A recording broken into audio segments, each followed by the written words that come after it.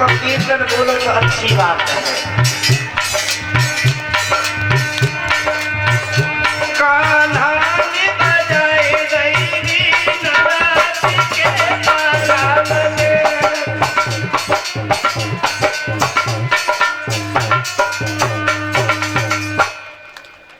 एक बात बताऊं, मैं कहना नहीं चाह रहा था लेकिन मैं 2-3 बार कहा, नहीं माना। जहां जैसा संस्कार दिया जाता है आदमी वैसा ही काम करता है। हमारे फूफा जी थे जो अब इस दुनिया में नहीं रहे हैं, पहले परम श्रद्धेय पिताजी यहाँ भागवत कह रहे थे, तो उन्होंने एक नया खेल चलाया था इस गांव में। तो पांडाल में भीड़ कम होती थी और जहां फूफा जी का खेल चलता था वहां 4 गुनी भीड़ ज्यादा होती थी, क्योंकि काम का नाम ही मेहनी है।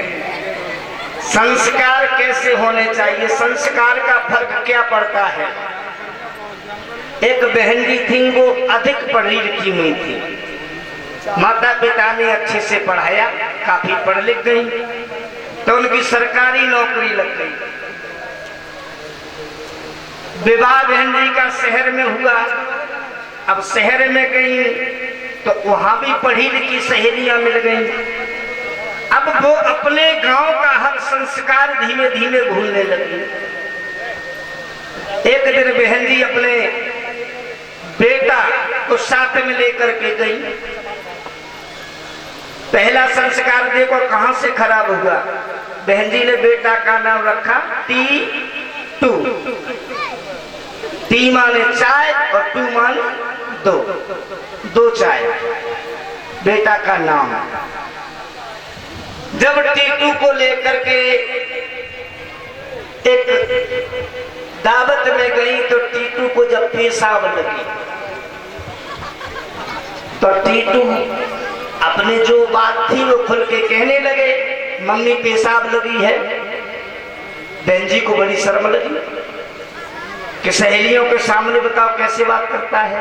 तो बहन जी ने बच्चे को घर ले जाकर के डांट लगाई कि तुम्हें इतनी अकल नहीं है कि हम अपनी सहेलियों के पास बैठे, तुम वहां कह रहे हमें पेशाब लगी है। और टीटू कहने लगे, मम्मी पेशाब लगी है तो पेशाब ही तो बताऊंगा। कहा कि नहीं, आज के बाद तुम्हें कभी पेशाब लगे तो ये कहना मम्मी गाना गाना है, हम समझ जाएंगे तुम्हें पेशाब लगी, हम पेशाब करा लिया। पड़ गया संस्कार। अब टीटू को जब पेशाब लगे शायद कहा मम्मी गाना गाना है, बहन जी जाए और पेशाब करा लिया। एक दिन टीटू के नाना जी सोचने लगे कि छुट्टियों का महीना है, चलो बेटी को घर बुला लिया। नाना जी गए बहन जी को बुलाने। उन्होंने कहा मेरे पास तो टाइम नहीं, अब टीटू को पूछ लो, इच्छा हो तो इसे ले जाओ। टीटू से कहा टीटू गांव चलोगे? तो बच्चे गांव के लिए बड़े उत्सुक रहते हैं जाने के लिए। कहा नाना जी मैं तो चलूंगा, और कहा तुम ही चलो। अब टीटू को नाना जी लेकर के गांव में आ गए। तो दिन भर तो टीटू बाहर खेलते रहे। जब इच्छा आई गाना गाने की तो जिया वहां गाना गा लिया। जब रात हुई टीटू नाना जी के पास में लेटे हुए थे।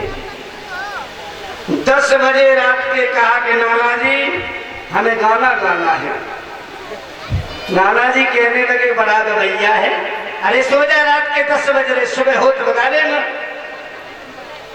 नहीं समझ पाए टीटू, चुपचाप लेट गए। लेकिन पेशाब कोई रोकने की बात तो है नहीं। थोड़ी देर बाद जब टीटू को और जोर से आई, टीटू ने कहा नाना जी हम तो गाना गाएंगे। नाना जी कहने लगा बड़ा पागल है रे, ये के कोई शहर थोड़ी नहीं है जो मनाए तो बताओ मना तुम सो। अरे गांव है, पड़ोसी लोग क्या कहेंगे कि इनका देवता लोग पागल है, रात में गाना गा रहा है, अभी सो जा, सुबह गाना गा रहे हैं। मन महसूस करके टीटू फिर लेट के जब नहीं रुका गया तो घुर्रा के कहा नाना जी अब तो हम गाना गाएंगे।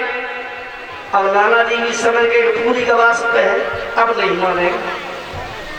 नाना जी ने कहा कर सुन, जोर से गाएगा तो पूरा गांव सुनेगा, चुपचाप मेरे कान में गा दे। अब नाना जी को क्या मालूम, टीटू उठे और नाना जी के कान में, तो ये क्या कमी रही, कहाँ कमी रही, केवल संस्कार की। पहले कहीं भी कथा भागवत होती थी, मैं अपने समय की बात कर रहा हूं, कहीं कथा